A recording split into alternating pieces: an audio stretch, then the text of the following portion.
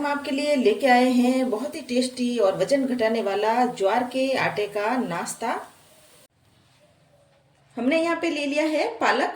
पालक के सभी बड़े बड़े डंठल यहाँ पर हमें निकाल लेने हैं और 2-3 पानी से पालक को मैंने धो लिया है।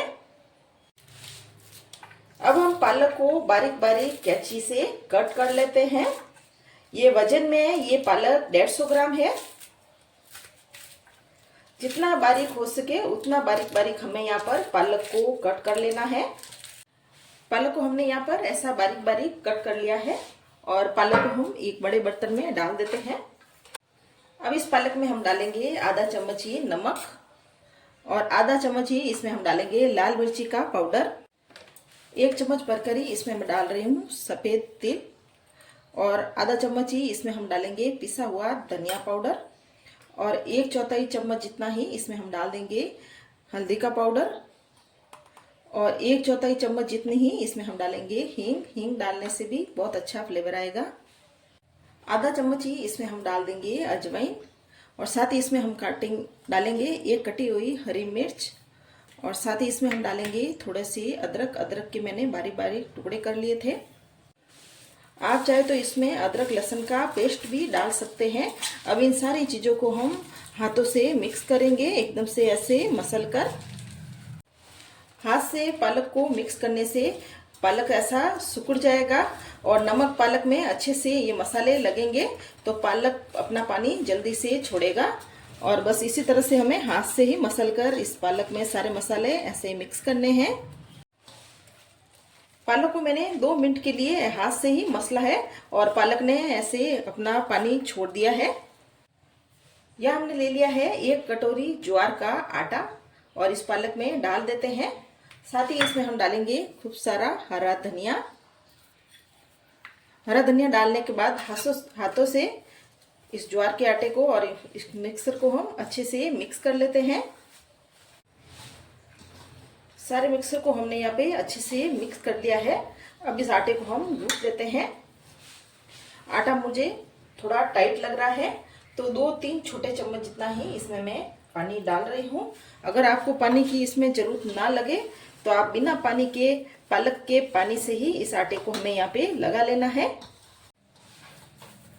आटा हमने यहाँ पे लगा लिया है। रोटी का आटा लगाते हैं बस वैसा ही आटा लगाया है। 4-5 बार हमें आटे को मसल कर चिकना कर लेना है जिससे कि बनाते टाइम ये बिल्कुल भी फटे ना। आटे को हमने अच्छे से गूंथ लिया है। अब इसमें से एक हम इतनी बड़ी लोई तोड़ लेंगे और लोई को हम ऐसे गोल गोल करेंगे और इस तरह से चपटा करके हाथ से ही हम बड़ा करेंगे। ये ज्वार का आटा है तो इसके किनारे फट जाते हैं तो हमें यहाँ पर हाथ में ही पहले इसको थोड़ा बड़ा कर लेना है। यह हमने चकला बेलन ले लिया है। इस लोई को हमने हाथ से इतना बड़ा कर लिया है। अब इस लोई पर दोनों तरफ से हम आटा लगाएंगे, सूखा आटा, ताकि नीचे की तरफ चिपके ना। और बिल्कुल हल्के हाथ से अब इस लोई को हम बेलेंगे।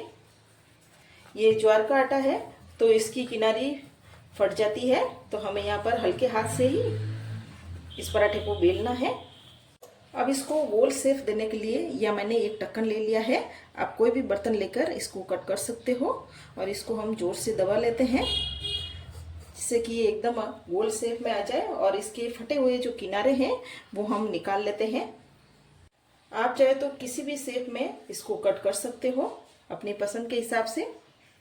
यहाँ हमने लोहे का तवा ले लिया है और तवा भी यहाँ पे गर्म हो गया है। इस पराठे को तवे पर डाल दिया है। ये पराठा नीचे से सिक गया है। अब इसको हम पलट लेते हैं।